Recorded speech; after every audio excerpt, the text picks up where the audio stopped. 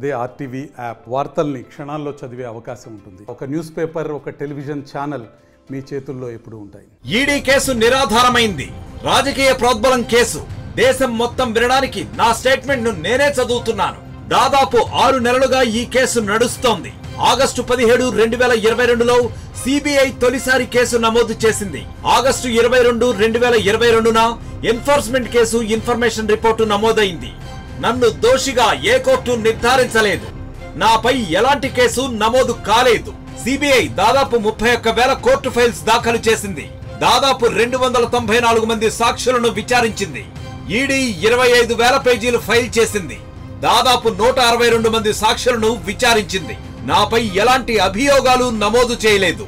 అన్ని సాక్ష్యాలు డాక్యుమెంట్లలో కేవలం 4 చోట్ల మాత్రమే పేర్కొన్నారు.